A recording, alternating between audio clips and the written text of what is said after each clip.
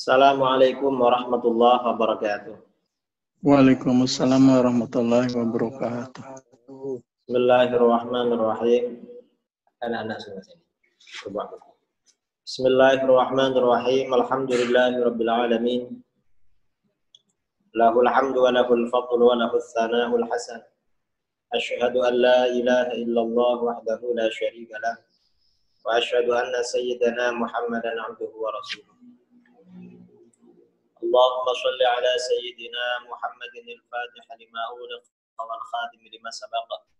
Nashir al-haqq bil haqqi wal hadi ila shiratikal mustaqim.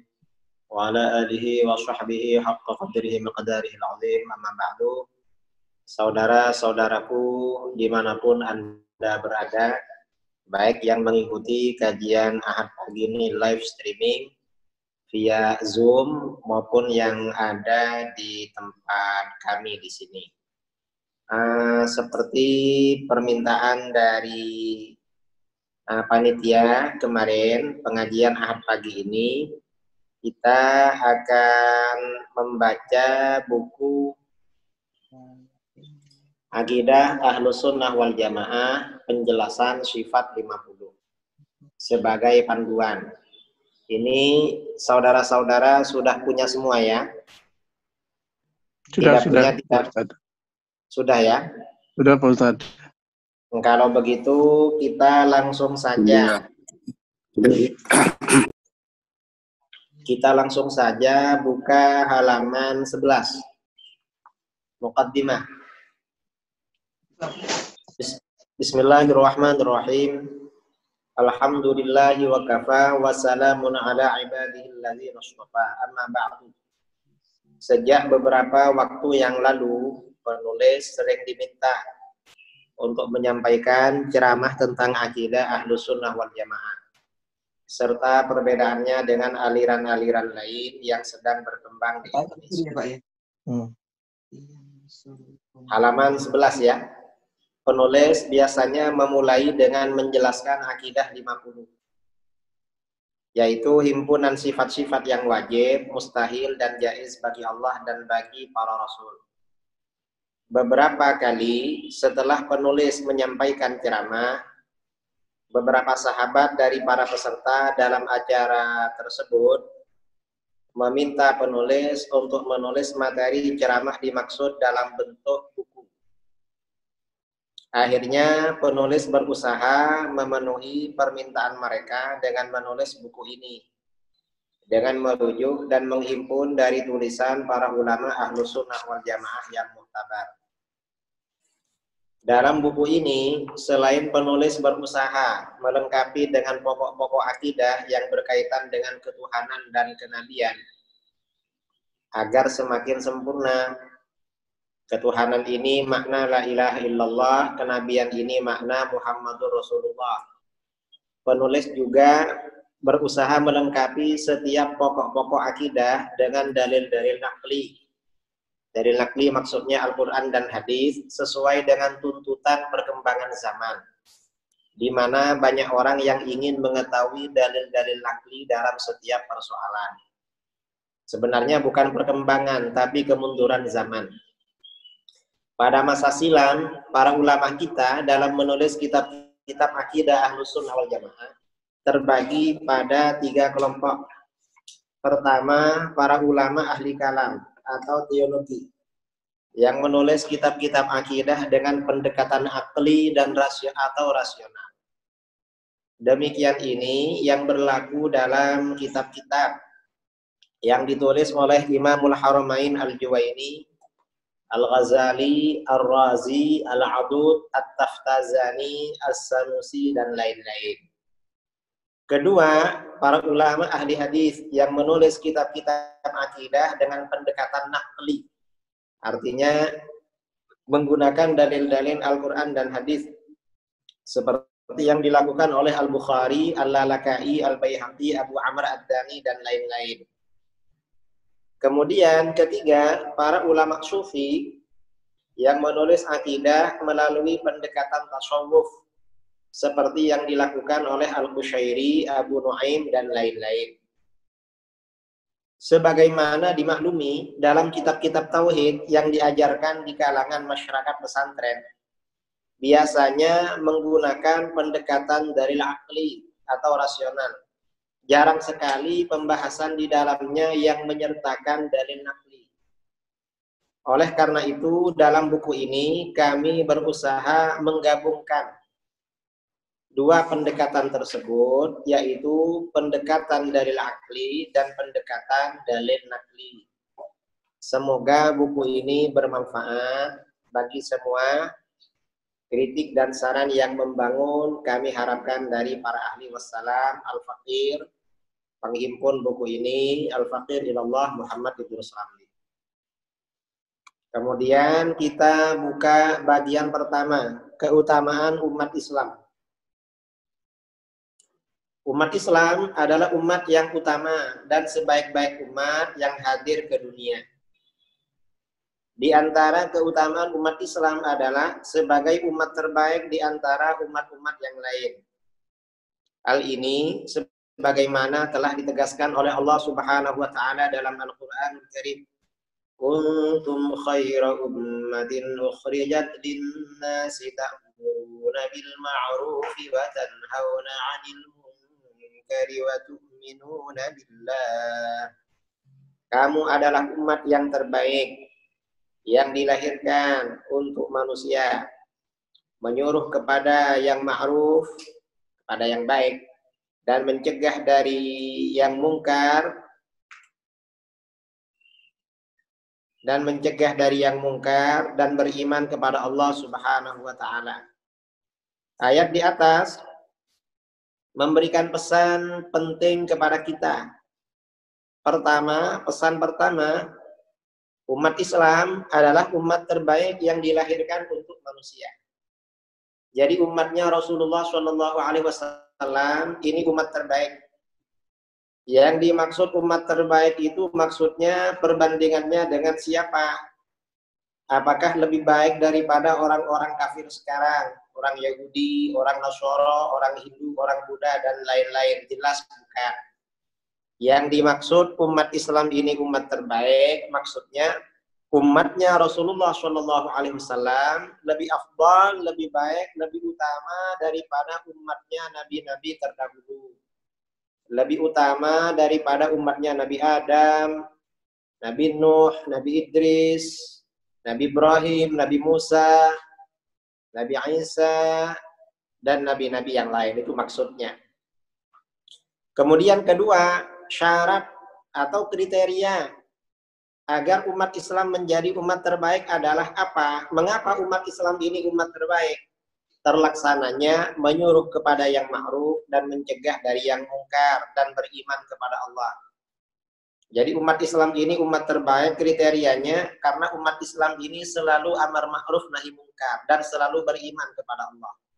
Ini berbeda dengan umat-umat terdahulu. Orang-orang ahlul kitab dicela di dalam Al-Qur'an karena kanu la yatanahawna 'an munkarin fa'alu. Mereka selalu tidak saling mencegah dari kemungkaran yang dilakukan. Itu orang-orang ahlul kitab. Tapi kalau orang Islam, oleh Allah dipuji wa tanhauna 'anil munkar. Kemudian kriteria berikutnya, umat Islam ini selalu beriman kepada Allah. Artinya apa? Keimanan umatnya Rasulullah SAW senantiasa dijaga. Tidak seperti umat-umat para nabi terdahulu. Umatnya para nabi terdahulu, keimanannya itu tidak dijaga. Karenanya mereka setelah ditinggal nabinya, umat-umat terdahulu, itu umatnya lama ditinggal nabinya menjadi musyrik, menjadi sesat. Berbeda dengan umat Islam. Nah, sebagai umat yang terbaik, kita kembali pada buku. Sebagai umat yang terbaik, syiar amar ma'ruf dan nahi mungkar akan terus berjalan di kalangan umat Islam. Artinya, di kalangan umat Islam ini, setiap ada orang mengeluarkan pernyataan yang mungkar, pasti ada yang protes. Pasti ada yang protes. Itu Islam. Beda dengan agama lain. Tentu saja ketika kondisi umat Islam kuat, syiar tersebut akan berjalan dengan kuat. Sebaliknya, ketika umat Islam lemah, syiar tersebut akan lemah. Dalam hadis sahih diriwayatkan an Thauban radhiyallahu anhu qala Rasulullah sallallahu alaihi wasallam la tazalu ta'ifatun min ummati zahirina 'ala al-haq la yadurruhum man khadhalahum hatta ya'ti amrullah wa hum kadzalik. Dari Thauban radhiyallahu anhu, Rasulullah sallallahu alaihi wasallam bersabda, akan selalu ada satu golongan dari umatku yang memenangkan di atas kebenaran. Artinya, di internal umat Islam ini, setiap muncul kebatilan, pasti ada orang yang memperjuangkan kebenaran dan diberi kemenangan oleh Allah. Itu adalah ahlus sunnah wal jamaah. Orang-orang yang mengabaikan mereka tidak akan membahayakan mereka. Orang-orang tidak peduli pada pejuang kebenaran. Gak apa-apa. Hingga perkara Allah datang dan mereka dalam keadaan demikian. Artinya walaupun tidak banyak yang peduli pada pejuang kebenaran senantiasa dalam pertolongan Allah dan diberi kemenangan oleh Allah. Hadis sahih di atas memberikan beberapa pesan. Pertama, akan selalu ada satu golongan atau orang-orang di antara umat Islam yang tampil memperjuangkan kebenaran melalui proses amar ma'ruf dan nahi munkar. Kedua, golongan ini akan diberikan pertolongan dan kemenangan oleh Allah Subhanahu wa taala dalam perjuangannya. Kalau berjuang dengan hujjah-hujjahnya akan dikuatkan oleh Allah. Ketiga, ada pula orang-orang yang mengabaikan mereka dan tidak memberikan pertolongan dan atau bahkan melemahkan dan mengganggu perjuangan mereka. Keempat, tetapi upaya orang-orang yang melemahkan dan merongrong tersebut tidak akan berpengaruh terhadap hasil perjuangan orang-orang yang baik tersebut. Artinya, orang-orang yang baik itu akan diberikan kemenangan oleh Allah Subhanahu wa taala. Kelima, keberlangsungan kelompok-kelompok yang melakukan amar ma'ruf dan nahi mungkar tersebut hingga hari kiamat sebagai bukti bahwa umat Islam memang umat terbaik dibandingkan dengan umat-umat agama sebelumnya. Dalam hadis sahih bahwa umat Islam ini umat terbaik, diriwayatkan an Muawiyah bin Haidah radhiyallahu anhu, anna Rasulullah sallallahu alaihi wasallam qala, antum tufuna sab'ina ummatan, antum khairuha wa akramuha 'ala Allah. Dari Muawiyah bin Haidah radhiyallahu anhu, Rasulullah SAW bersabda, kalian menyempurnakan 70 golongan. Artinya umat-umat beragama sejak masa Nabi Adam sampai Nabi kita itu di sini ditamsilkan, diibaratkan ada 70. Lalu dikatakan di sini antum khairuha wa akramuha 'ala Allah. Kalian sebaik-baik mereka dan semulia-mulia mereka kepada Allah. Artinya umatnya baginda Rasulullah Shallallahu Alaihi Wasallam adalah umat terbaik, adalah umat yang paling mulia.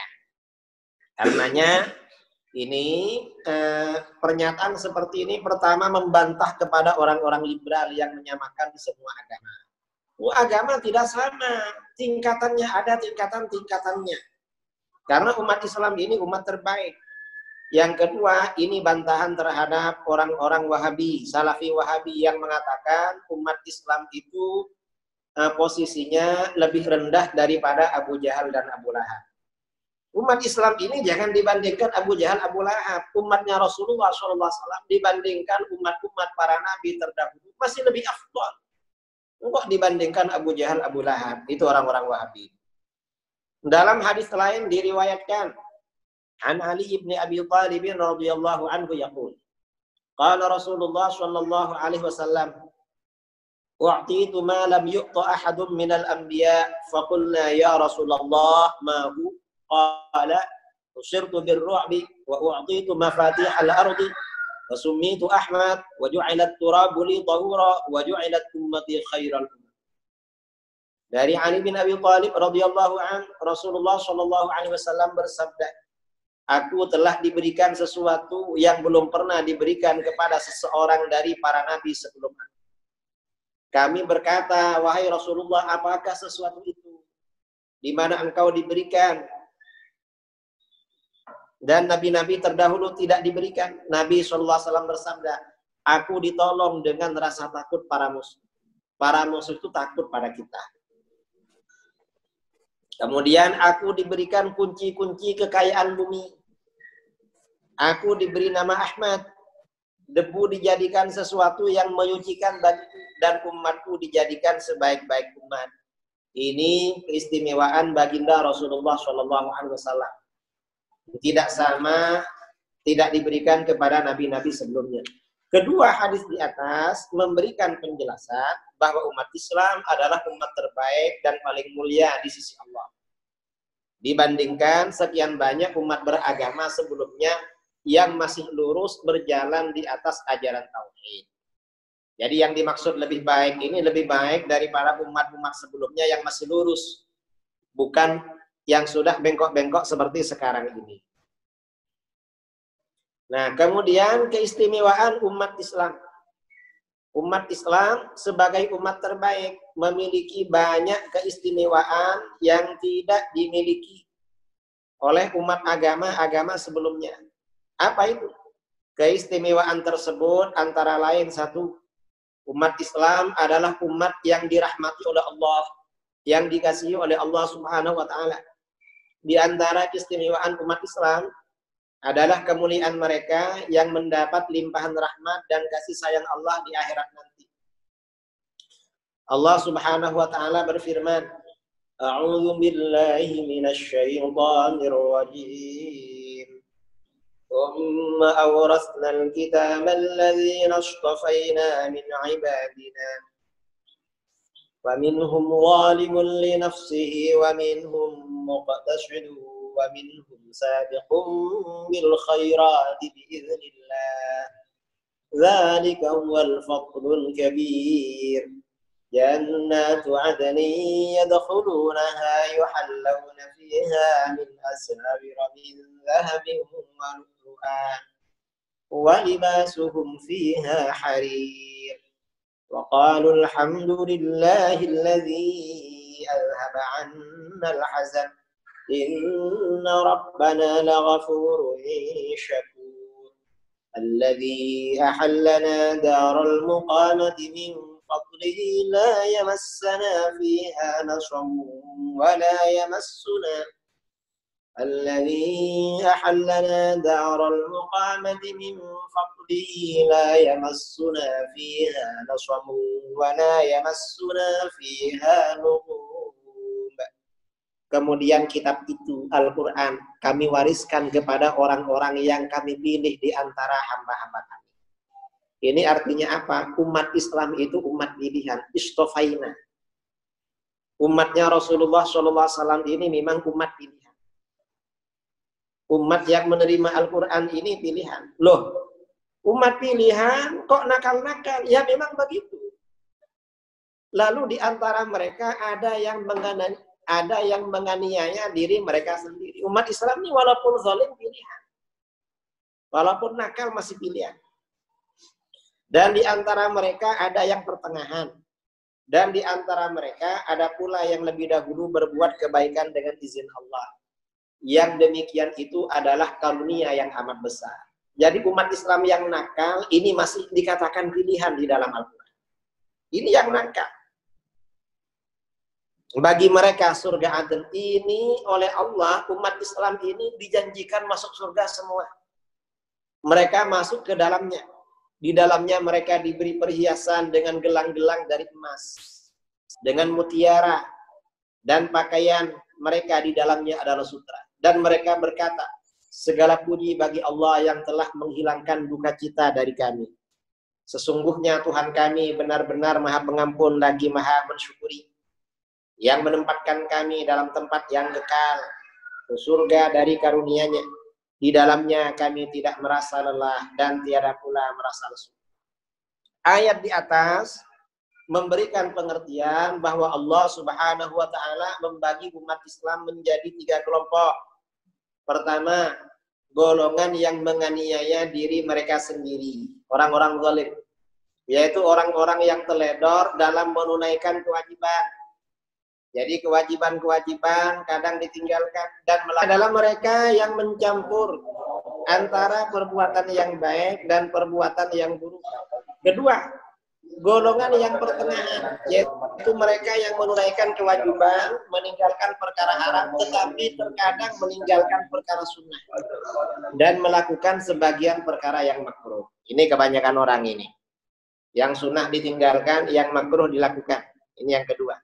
Ketiga, golongan yang lebih dahulu melakukan kebaikan, yaitu mereka yang melakukan semua kewajiban dan meninggalkan perkara haram, makruh, dan sebagian perkara-perkara yang mubah dibolehkan. Ini orang-orang soleh, ini yang ketiga. Ketiga golongan tersebut sama-sama dijanjikan masuk surga. Ini umat Islam. Ini Al-Quran ini yang menjanjikan masuk surga. Sahabat Ibnu Abbas radhiyallahu anhuma dan beberapa ulama salaf yang lain ketika menafsirkan ayat tersebut berkata, as-sabiqu bil khairat yadkhulul jannata bighairi hisab wal muqtasidu yadkhulul jannata bi rahmatillah wal zalimu li nafsihi yadkhulunal jannata bi syafaati Muhammadin sallallahu alaihi wasallam. Golongan yang lebih dahulu melakukan kebaikan akan masuk surga tanpa hisab. Ini orang-orang soleh. Orang-orang yang soleh, para ulia, itu masuk surga tanpa hisab. Golongan yang pertengahan akan masuk surga dengan rahmat Allah. Ini kelompok kedua, kelas 2. Golongan yang menganiaya diri mereka sendiri, yang banyak dosanya ini, yang nggak bisa dihitung, akan masuk surga dengan syafaat atau pertolongan baginda Nabi Muhammad SAW. Nah kita ini harapannya yang ketiga ini dapat syafaat. Kalau yang kedua, kelompok yang kedua kayaknya belum, apalagi kelompok pertama. Kita ini bagian nakal-nakal. Nah, penafsiran Ibnu Abbas radhiyallahu anhu tersebut diperkuat dengan beberapa hadis yang saling menguatkan. Antara lain hadis berikut ini, an Abi Darda radhiyallahu anhu. Qala sami'tu Rasulullah sallallahu alaihi wasallam yaqul qala Allah azza wa jalla thumma awrathna al-kitaba alladhina istafayna min ibadina faminhum zalimun li nafsihi wa minhum muqtasidun wa minhum sabiqun bil khairati bi idznillah.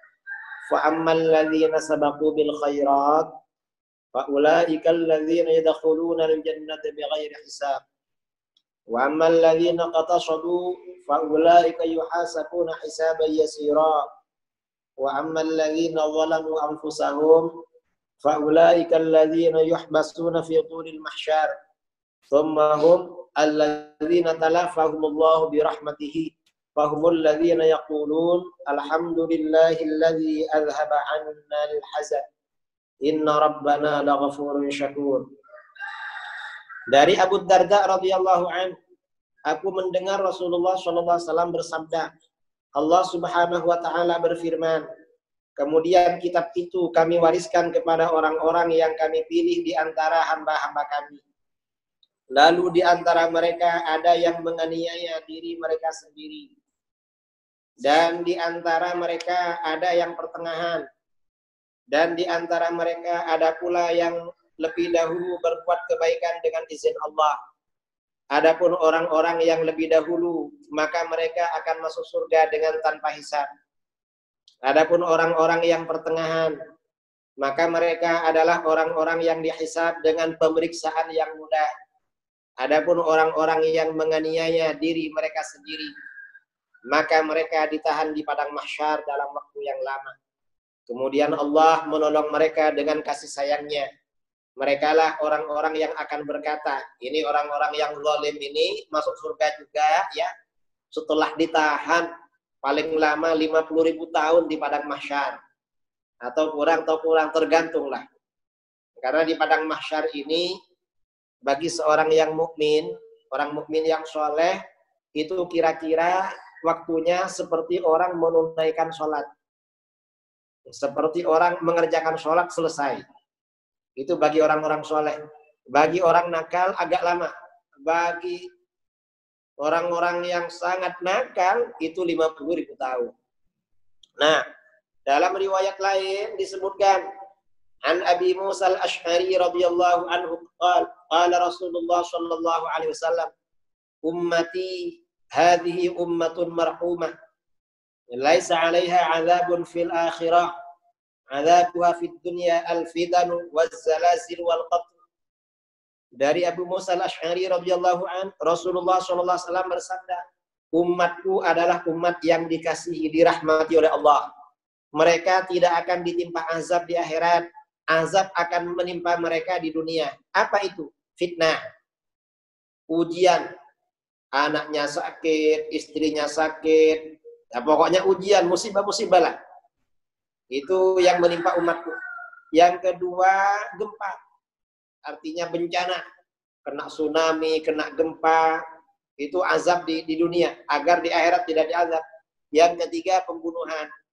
Dibunuh orang kafir, dibunuh ini, atau dibunuh, ya pokoknya dibunuh, itu di dunia. Karena di akhirat besok gak diazab oleh Allah. Muhammad bin Ali radhiyallahu an yang dikenal dengan Ibnul Hanafiyah, ulama tabi'in berkata, innaha ummatum marhumah, al-zalimu maghfurun lahu, wal muqtasidu fil jinani 'indallah, was-sabiqu bil khairat fid darajat 'indallah. Sesungguhnya umat Islam ini adalah umat yang dikasihi, dirahmati Allah. Orang yang menganiaya dirinya sendiri akan diampuni dosanya. Diampuni, asalkan bukan syirik. Orang yang pertengahan akan masuk surga di sisi Allah. Dan orang yang lebih dahulu, orang-orang soleh dengan kebaikan, akan memperoleh derajat yang luhur di sisi Allah. Nah, ini satu di antara keistimewaan umat Islam. Mungkin sebelum kita lanjutkan, ada hal-hal yang perlu sharing. Silahkan. Barangkali peserta dimanapun Anda berada, ada yang mau ditanyakan. Ya, ini Ustaz ada pertanyaan di chat. Ini yang pertanyaan yang pertama itu dari Pak Muhammad Yusuf ya. Assalamualaikum Ustadz Idrus. Saya mau bertanya tentang penyikapan adanya upaya banyak orang lain yang menjatuhkan ulama-ulama seperti HRS, UAS dan lain-lain karena kebencian datang dari aliran Islam sendiri. Kemudian diperluas masyarakat. Ini yang pertanyaan pertama Ustaz, mungkin bisa langsung di komentari Ustaz. Terima kasih Ustaz. Yang pertama, menebarkan kebencian ya, atau upaya-upaya menjatuhkan para ulama. Upaya-upaya menjatuhkan para ulama ini kadang datang dari orang-orang yang berbeda aliran, berbeda faham. Orang-orang di luar Ahlus Sunnah wal Jamaah pasti selalu berusaha menjatuhkan reputasi para kiai, para tokoh, para ulama Ahlus Sunnah wal Jamaah di depan umatnya. Mengapa? Agar umatnya tidak percaya, lalu beralih kepada mereka. Ini sudah umum. Di mana-mana, ya di dalam masalah ini, kalau ada orang berbicara tentang pribadi ulama tertentu, kita lihat apakah yang bersangkutan dengan ulama yang dibicarakan itu satu aliran apa bukan. Kalau bukan satu aliran, kalau beda aliran, maka dimaklumi. Kemudian yang kedua, kadang ada upaya dari orang-orang munafik. Orang-orang munafik berusaha menjatuhkan reputasi para ulama. Ini terlebih-lebih, ini juga kita waspadai dan tidak perlu kita perhitungkan. Karenanya di dalam masalah ini kita mengutamakan tabayyun, klarifikasi. Ada apa sebenarnya? Kalau ada informasi atau ada hal-hal yang berupaya menjatuhkan para ulama. Dan ini terjadi bukan hanya sekarang, tetapi sejak masa-masa sahabat Rasulullah SAW. Orang-orang Khawarij pada masa akhir Khulafaur Rasyidin ini, orang-orang Khawarij mengkafir-kafirkan Sayyidina Utsman, mengkafirkan Sayyidina Ali, mengkafirkan Sayyidah Aisyah, kemudian mengkafirkan sahabat-sahabat yang lain. Itu merupakan hal yang biasa. Silahkan kalau ada lagi. Ini Ustadz yang pertanyaan yang kedua. Dari Pak Arif ini Ustadz. Assalamualaikum. Maaf Pak Ustadz. Mengenai pandangan Ustadz mengenai ilmu-ilmu gaib, apakah dibolehkan dalam Islam? Saya pernah diskusi ke teman kalau ilmu-ilmu kayak gitu itu seperti ilmu dukun dan lain-lain. Mohon penjelasan Ustaz. Gaib itu artinya sesuatu yang tersembunyi, sesuatu yang tidak kelihatan. Apakah ilmu gaib itu diperkenankan di dalam Islam? Ada ilmu gaib, sesuatu yang tersembunyi itu dapat diraba, diketahui melalui rekayasa teknologi. Misalnya sekarang ini kalau ada orang hamil, lalu dibawa ke rumah sakit, kemudian dilakukan USG. Itu kan untuk mengetahui perkara gaib. Maka itu tidak apa-apa. Misalnya ingin mengetahui kesehatan janin, atau janinnya itu, bayinya itu laki-laki atau perempuan, itu gak apa-apa. Yang penting yang melakukan proses itu sama-sama perempuan. Sama-sama perempuan. Atau kalau laki-laki, kalau ada perempuan jangan pada laki-laki. Kalau laki-laki harus ada perempuan atau ada mahram yang menemani. Kalau seperti itu gak apa-apa. Kemudian ada yang dimaksud ilmu gaib ini ilmu ramalan. Baik meramal hal-hal yang telah terjadi atau meramal hal-hal yang akan terjadi. Kalau yang telah terjadi itu misalnya apa? Misalnya ada orang tadi malam ayamnya hilang. Lalu bertanya pada orang pintar, orang dukun, siapa kira-kira yang mencuri ayam saya? Itu namanya ilmu gaib. Itu tidak boleh. Itu namanya arraf ya. Orang yang mencari tahu hal-hal yang sudah terjadi. Atau yang akan datang, menanyakan nasib. Kira-kira nasib saya ke depan bagaimana? Kira-kira saya ini apa? Ini namanya kahin. Peramal yang akan datang ini sama-sama dilarang dan tidak boleh di dalam agama. Karena di dalam hadis Rasulullah SAW bersabda, "Man ata kahinan aw arrafan faqad kafara bima unzila ala Muhammad sallallahu alaihi wasallam. Man ata kahinan aw arrafan fasaddaqahu bima yaqul." Barang siapa yang mendatangi pada peramal masa lalu atau peramal yang akan datang, lalu dia percaya pada apa yang dikatakan, maka dia telah kafir pada apa yang diturunkan kepada baginda Nabi Muhammad SAW. Dalam riwayat lain, lam tuqbal lahu salatun arba'ina yauman. Maka orang tersebut tidak akan diterima sholatnya selama 40 hari. Nah, kalau yang dimaksud perkara gaib seperti itu hukumnya tidak boleh. Ini cerita. Dan ini ilmu perkara gaib seperti ini kadang menggunakan ilmu primbon. Kalau di Jawa itu, di daerah kita ya, entah daerah lain itu namanya primbon. Ini cerita ya. Pada masa Sayyidina Ali bin Abi Thalib karramallahu wajhah, masa Sayyidina Ali, ada Sayyidina Ali akan memerangi orang-orang Khawarij. Akan berangkat ketika waktu panas, terik matahari. Ketika akan berangkat, ada salah seorang anggota pasukan beliau berkata, "Ya Amirul Mukminin, ara alla tadhhaba bina al-an." Hai Amirul Mukminin, menurut hemat saya sebaiknya Tuan tidak berangkat sekarang bersama kami. Sebaiknya kita nggak berangkat sekarang. Sayyidina Ali tanya, "Loh kenapa kalau berangkat sekarang?" "Innaka in dhahabta bina al-an lahiqaka wa lahiqu ashabaka dhurrun syadid." Kalau Tuan berangkat sekarang, maka Tuan dan tentara Tuan akan kalah. Akan banyak tentara yang jadi korban. Lalu Sayyidina Ali bertanya, "Apa dasar kamu bilang begitu?" Kata anak buahnya itu, ini hasil ramalan saya, Amir Mu'minin. Kata Sayyidina Ali, ramalan kamu tidak berlaku. Dulu Rasulullah SAW akan berangkat perang, gak ikut ramalan. Dan ramalan kamu pasti salah.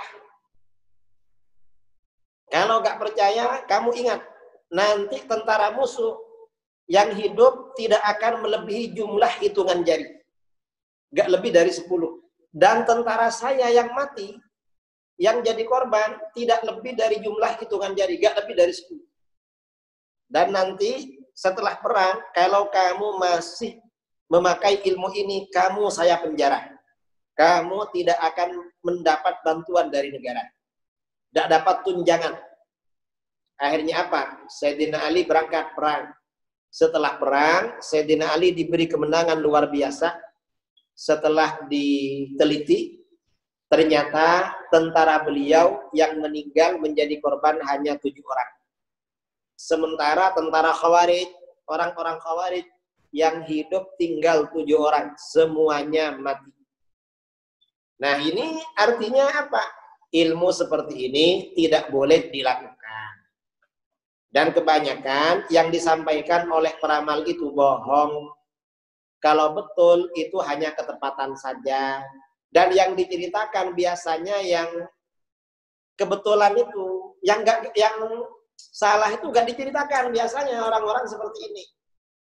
Saya kira itu pertanyaan yang tadi, jawabannya agak panjang. Mungkin ada soalan lagi. Ya, Ustaz, ini masih ada beberapa pertanyaan lagi. Dari tadi dosa syirik ini, Ustaz. Apakah mau dijelaskan lagi? Ada yang bertanya mengenai dosa syirik. Dan yang kemudian, yang untuk pertanyaan berikutnya ini adalah, Ustaz, sebagian pesantren NU, selain mengajar tahfizul Al-Quran dan keislaman lainnya, juga mengajarkan ilmu hikmah. Bagaimana pandangan Aswaja terkait ilmu hikmah tersebut? Dan kemudian yang di sini yang ditanyakan itu, apakah ilmu hikmah itu merupakan pemahaman Aswaja? Dan yang kedua, bagaimana kaidah fikih terkait ilmu hikmah tersebut, Ustaz? Mau, Ustaz? Yang pertama, masalah syirik. Syirik itu artinya menyamakan Allah dengan makhluk. Itu syirik namanya. Misalnya beranggapan bahwa makhluk ini memberikan manfaat seperti Allah, maka itu syirik.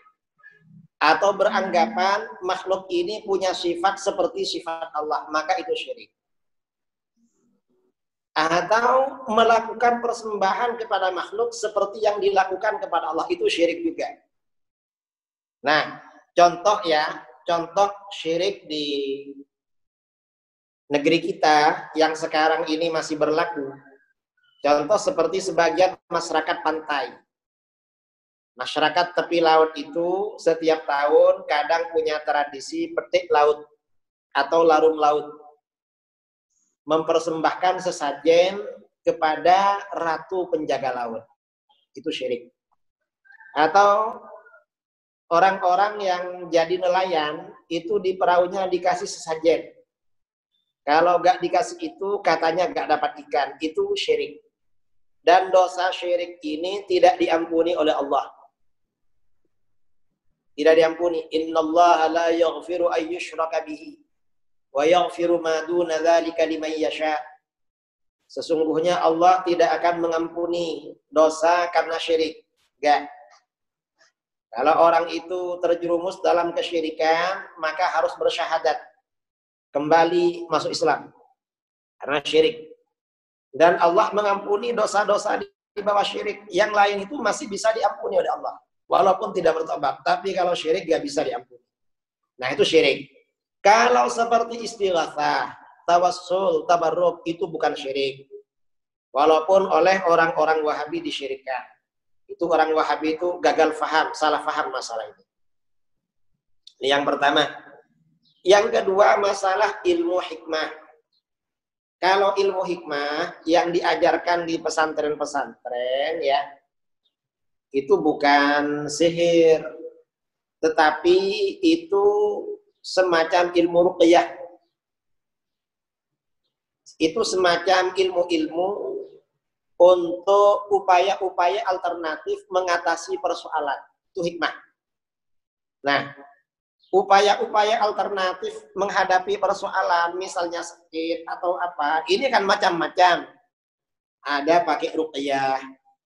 Ruqyah ini boleh selama ruqyahnya tidak syirik. Ada yang pakai jimat. Jimat ini juga boleh selama isinya tidak syirik. Ini kan semacam ruqyah, kemudian jimat, kemudian mantra-mantra, kemudian jampi-jampi, asalkan kalimatnya tidak syirik dan berkeyakinan bahwa yang mendatangkan manfaat itu Allah dan menolak madarat itu Allah, itu gak apa-apa. Biasanya yang diperdalam di pesantren seperti itu. Juga termasuk ilmu hikmah ini, ilmu raja. Itu juga gak apa-apa. Ya tergantunglah. Ini biasanya oleh para ulama dirinci. Masalah ilmu hikmah ini kalau diuraikan ini butuh waktu 1 jam, kira-kira 1 jam. Cuma ini jawaban singkat seperti itu. Mungkin ada pertanyaan lain, silakan. Masih ada ini Ustaz, untuk ini dari Pak Junarto ini, yang membedakan akidah Ahlus Sunnah wal Jamaah dengan kalangan Salafi apa Ustaz? Nggak tahu nih Salafi yang orang-orang salaf atau yang bagaimana nih Ustaz? Mohon di penjelasan Ustaz. Yang membedakan akidah Ahlus Sunnah wal Jamaah dengan Salafi Wahabi. Yang dimaksud Salafi ya Wahabi sekarang ini. Karena orang Wahabi itu sebenarnya awalnya mereka namanya Wahabi.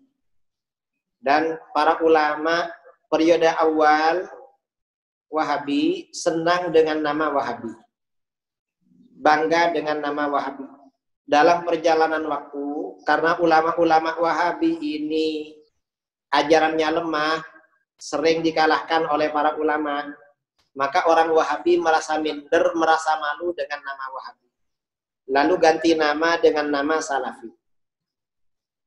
Jadi Salafi itu sebenarnya Wahabi yang ada sekarang. Nama Salafi itu ya sebenarnya ya hanya untuk menutupi saja. Untuk menutupi rasa malu itu.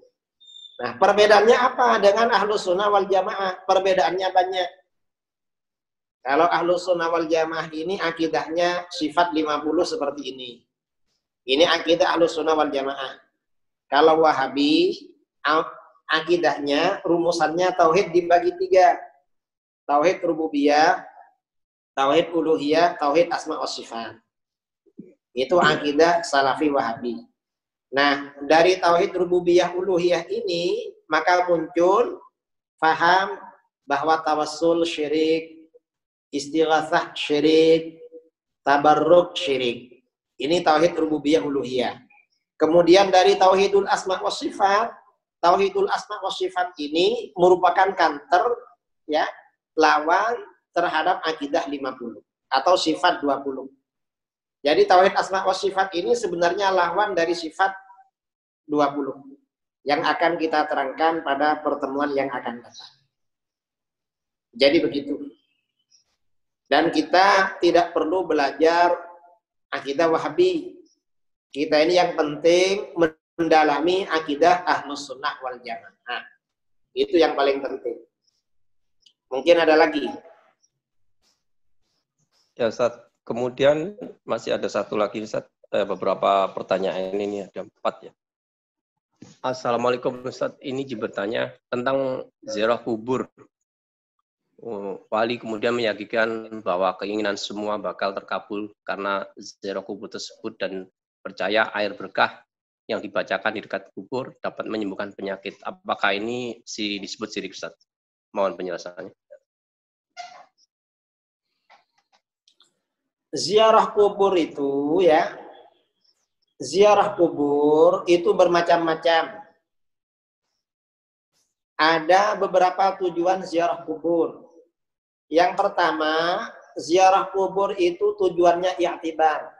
mengambil pelajaran dari kematian agar kita ingat mati, maka ini dianjurkan.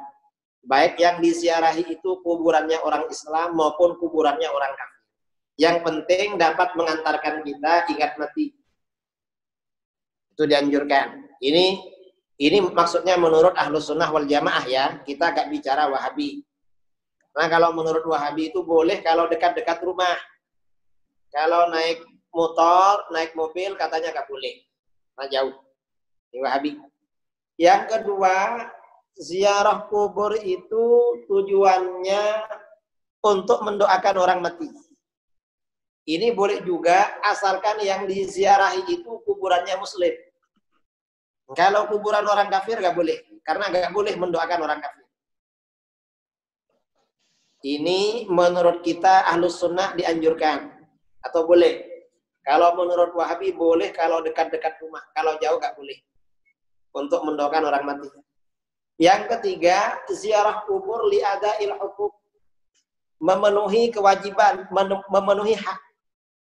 Misalnya orang yang diziarahi itu orang tua kita, guru kita, di mana seandainya mereka masih hidup berhak kita ziarahi, setelah meninggal juga berhak kita kunjungi. Ini menurut kita dianjurkan. Kalau menurut Wahabi macam-macam. Ya pokoknya kalau dekat rumah gak apa-apa, kalau jauh gak boleh. Kecuali kalau pas kita pergi kemana lewat di kuburan baru boleh. Ini Wahabi. Yang keempat, ziarah kubur dengan tujuan tabarruk. Ngalap berkah. Artinya mencari keberkahan dari Allah dengan berdoa di samping makam para nabi atau para wali. Ini dianjurkan. Artinya dibenarkan, dibolehkan. Dasarnya mana? Di dalam Al-Quran Allah Subhanahu wa ta'ala berfirman, walau annahum izzalamu anfusahum ja'uka fastaghfarullaha wastaghfara lahumur rasul lawajadullaha tawwabar rahimah. Seandainya mereka orang-orang ini seandainya mereka ketika mereka menganiaya diri mereka sendiri zalim, lalu datang kepada kamu Muhammad, lalu mereka memohon ampunan kepada Allah dan Rasul mendoakan ampunan bagi mereka, maka niscaya mereka menjumpai Allah Maha penerima taubat dan Maha penyayang. Nah ini anjuran orang itu datang kepada Rasulullah SAW ketika masih hidup. Kalau sudah wafat datang ke makamnya. Orang bertaubat datang ke makam Rasulullah SAW berdoa di situ. Rasulullah ikut mendoakan, Allah Maha penerima taubat, Maha penyayang. Ini namanya tabarruk ya, tabarruk datang. Dan ini bertaubat saja ke situ, apalagi hajat-hajat yang lain. Berarti juga begitu. Karenanya para sahabat ada persoalan, sebagian sahabat datang ke makam Rasulullah SAW. Itu sebenarnya berdoanya kepada Allah. Cuma berdoa di samping orang yang soleh. Para nabi maupun para aulia. Berdoa seperti itu.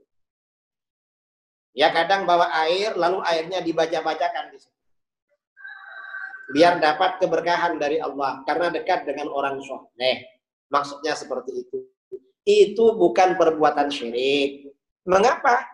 Karena kita ini meyakini yang mendatangkan manfaat, yang menyembuhkan, yang menolak mara bahaya, yang menjauhkan kita dari malapetaka, semuanya adalah Allah. Yang kita lakukan ini hanya sekedar wasilah. Jadi bukan termasuk perbuatan syirik. Saya kira begitu. Ya Ustaz, untuk selanjutnya ini dari Mutia Tazakka ini. Assalamualaikum Kiai. Semoga Kiai terus dan jamaah sehat selalu. Saya ingin bertanya bagaimana sikap jika kita mempunyai calon suami berbeda paham agama. Dia Salafi dan saya Aswaja. Apakah harus dilepas atau tetap dilanjutkan ke tahap selanjutnya atau pertingkahan? Terima kasih Ustaz. Mohon penjelasan. Ya, kalau punya calon berbeda paham, sebaiknya dipikirkan dulu. Dipikirkan. Mengapa? Khawatir nanti tidak harmonis. Karena biasanya yang terjadi itu tidak harmonis. Ada orang, saya turun kemana-mana, acara di mana-mana. Ini banyak orang-orang laporan, kadang istrinya, suaminya itu asalnya aswaja. Di perjalanan, suaminya ikut faham di luar ahlus sunnah wal jamaah. Akhirnya apa? Dalam keluarga ini tidak harmonis. Sering terjadi seperti itu. Jadi sebaiknya dipikirkan saja, khawatir nanti tidak harmonis. Dan sebagian ulama ya, menurut mazhab Syafi'i, menikah dengan orang yang beda paham itu hukumnya makruh. Sebagian ada yang mengatakan haram, walaupun sah. Kalau sesama ahlus sunnah, itu tidak haram dan tidak makruh. Itu malah besar pahalanya, kalau sesama ahlus sunnah. Jadi kalau pasangannya itu di luar ahlus sunnah, sebaiknya dipikirkan. Atau kalau mau dilanjutkan, calon pasangannya dekatkan dulu dengan para ulama ahlus sunnah. Jadi diupayakan penyatuan visi dan misi, terutama di dalam akidah. Gimana kita ini kan mau beribadah bersama. Menikah ini kan ibadah sebenarnya. Bisa bernilai ibadah. Kita ini kan akan ibadah. Gimana biar terjalin keharmonisan. Karena ini kita beda paham. Gimana kalau diadakan penyatuan paham. Maksudnya apa? Agar kamu tahu dasar-dasar akidah yang saya ikuti. Kamu ikut saya kepada guru saya, ulama yang satu aliran dengan saya. Lalu kamu berkomunikasi, konsultasi dengan guru saya itu. Tentang dasar-dasar ajaran saya. Agar nanti setelah mengarungi perjalanan rumah tangga, kamu tidak mempersoalkan saya karena beda aliran, karena beda paham. Saya kira perlu seperti itu. Kalau memang mau dilanjutkan. Perlu diadakan pendekatan, penyatuan visi misi. Silahkan, mungkin ada lagi yang terakhir ya, pertanyaan terakhir. Terakhir, masih ada 3, bagaimana Ustaz? Ya, masih ada 3, ya, sudah, tapi 3 ada apa-apa.